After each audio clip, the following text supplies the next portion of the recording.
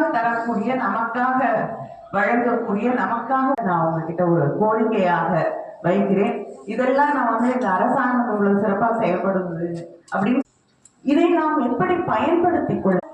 நம்முடைய பெற்றோர்கள எத்தனை பேர் பட்டதாரிகளாக இருந்திருக்காங்க அப்படின்னு சொன்னா, என்னுடைய பெற்றோர்கள் கூட பட்டதாரிகள் இல்லை. ஆனா இன்று இன்னொரு 5 வருஷம் 10 வருஷம் பொறுத்து எத்தனை கல்லூரியில் இருக்கக்கூடிய பிள்ளைகள் கிட்ட போய் உங்க பெற்றோர்கள் பட்டதாரிகளா என்று கேட்டால் நிச்சயமாக 80% மேல இருக்கக்கூடியவர்கள் ஆம் என்று சொல்லக்கூடிய வகையிலேதான் தமிழ்நாட்டில் இருக்கக்கூடிய மாணவர்கள் மாணவியர்கள் இருப்பார்கள். Where we have reached from where and the journey, அதுதான் empowerment, and that is what will elevate you, because only when you know where you've reached from where will you understand the value of the journey, of the sacrifices which have been made to reach where you are. Only when you realize the sacrifices, இதற்காக இந்த போராட்டத்திலே நாம் என்ன பெற்றிருக்கிறோம், என்ன இழந்திருக்கிறோம் என்று, அது ஆண்களாக இருக்கட்டும் பெண்களாக இருக்கட்டும். ஒரு காலத்துல மருத்துவ கல்லூரிக்கு போய் படிக்கணும்னா சமஸ்கிருதம் தெரிஞ்சதான் நீங்க படிக்க முடியும். ஆனா மருந்து பேர் கேட்டீங்கன்னா லத்தீன்ல இருக்கும், கிரீக்ல இருக்கும் இல்லையா? ஆனா சமஸ்கிருதம் படிக்கணும்.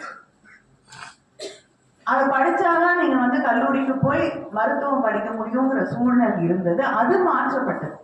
நம்முடைய நிலை என்னவாக இருந்தது, நாம் எதையெல்லாம் எதிர்கொள்ள வேண்டியிருந்தது, whatever stood as a hurdle against us என்ன அப்படின்னு புரிஞ்சுக்கிட்டாதான் நம்ம இன்னைக்கு எங்க நிக்கிறோம்.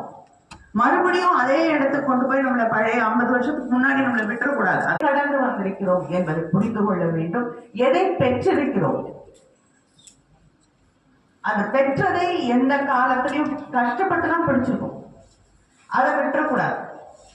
இதுக்கு அடுத்து எலிவேட் எங்க போகணும், how to elevate yourself, how to empower yourself and how to evolve.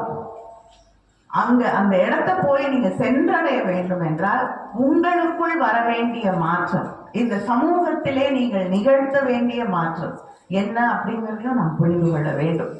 முக்கியமா பெண்களுக்கு, ஆண்களுக்கும் சில நேரங்கள் இந்த சமூகத்துல நீ இந்த இடத்துல பிறந்திருக்க, இவ்வளவுதான் உன்னுடைய டார்கெட்டா இருக்க முடியும், இதை தாண்டி நீ கனவு காணாது, இதெல்லாம் நடக்காது அப்படின்வாங்க.